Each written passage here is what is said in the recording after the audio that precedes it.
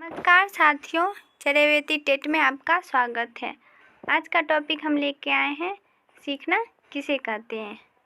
ये हमारे सभी एग्ज़ाम शिक्षक पात्रता परीक्षा में पूछे जाते हैं, जैसे सीटेट, एस्टेट, रीट, अदर एग्ज़ाम में पूछते हैं। सीखना किसे कहते हैं? सीखना हम सब अपने कक्षा में बहुत सारे तरीके अपनाते हैं, जिससे हमें लगता है कि हमारे बच्चे का सीखना बेहतर हो रहा है। लेकिन हमारे तरीके ठीक से काम कर रहे हैं या नहीं, यह हमें पता करना होता है, क्योंकि जब हमारे बच्चे कुछ सीख जाते हैं तो वह हमारे सवाल का जवाब देते हैं, तब हम बोल सकते हैं कि यह सीखना हुआ। मतलब जब हम बच्चे को पूछेंगे, कोई भी चीज़ सिखाते हैं, तो जब हम बच्चे को पूछेंगे कि आप सिखाए हैं कि नहीं, जब बच्चा हमको जवाब दे देगा, तब हम पता कर पाएंगे कि सीखना हुआ है कि नहीं। ज़रा विचार करते हैं कि सीखना किसे कहते हैं। हमने अक्सर लोगों को यह कहते सुना है कि बच्चे तो कोरा स्लेट होते हैं। हमारे मनोवैज्ञानिक जॉन लॉक ने भी कहा था कि मानव का मस्तिष्क कोरा स्लेट होता है। हम चाहे उस पर लिख सकते हैं, लेकिन क्या वास्तव में ऐसा होता है? अगर एक कक्षा में 20 बच्चे कोरा कागज़ है और सभी पर शिक्षक ने एक जैसा ही लिखा है, मतलब शिक्षक ने सभी को एक जैसा ही पढ़ाया है, तो फिर सभी बच्चे अलग अलग क्यों होते हैं? इसका जवाब हम कह सकते हैं कि शिक्षक तो एक जैसा ही लिखते हैं, लेकिन बच्चे एक क्षमता के नहीं होते हैं। मतलब सभी बच्चे का दिमाग, सोच, समझ अलग अलग होता है ना।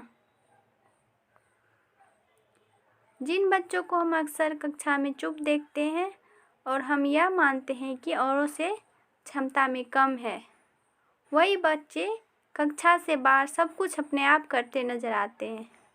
आपने देखा होगा कि कुछ बच्चे कक्षा में कुछ भी नहीं बोल पाते, लेकिन खेल के मैदान में वह बाकी सभी को सारे नियम समझाते हुए दिख जाते हैं।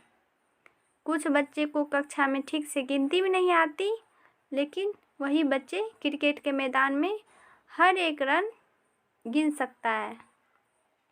कुछ बच्चे को कक्षा का कोई भी पाठ नहीं याद होता है, लेकिन वह बच्चे अपने आसपास के सभी पेड़ पौधों, जीव जंतुओं का नाम आसानी से याद कर लेते हैं। कह सकते हैं कि सीखना सिर्फ कक्षा में ही नहीं होता है, बल्कि कहीं भी हो सकता है।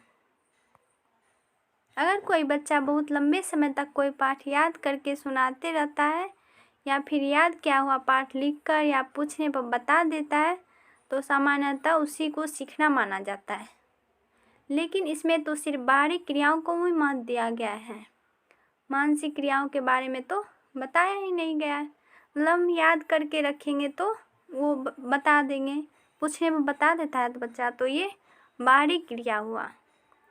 मानसिक क्रिया के बारे में भी सीखना हो सकता है, जैसे कि किसी चीज़ के बारे में सोचना, उस पर विचार करना, उसका विश्लेषण करना, उसका दूसरे से तुलना करना, या मानसिक क्रियाओं द्वारा ही सीखना हो सकता है।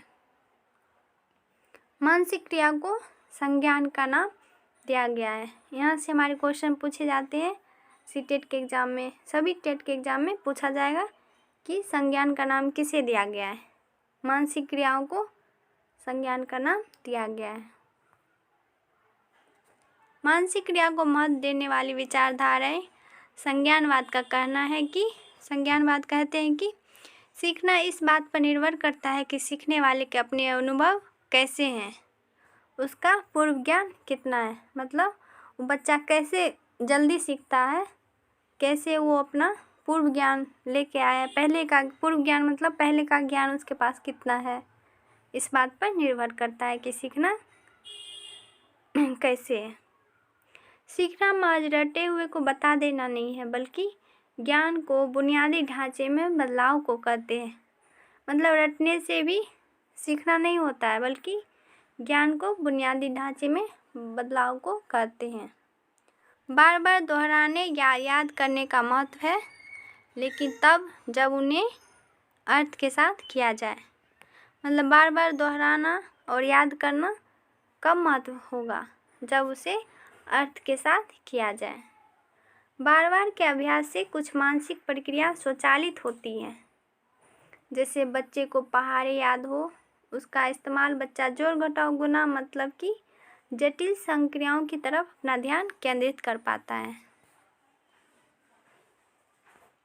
सीखने का मतलब केवल ढेर सारी सूचनाओं को इकट्ठा करने तक सीमित नहीं है। सीखने का मतलब ये नहीं हुआ सूचना को इकट्ठा करके रख लें, ऐसा नहीं है। अधिक महत्वपूर्ण है कि विभिन्न सूचनाओं में अंतर स्थापित हो ताकि वह रोजमर्रा के जीवन में उपयोगी हो। Thank you.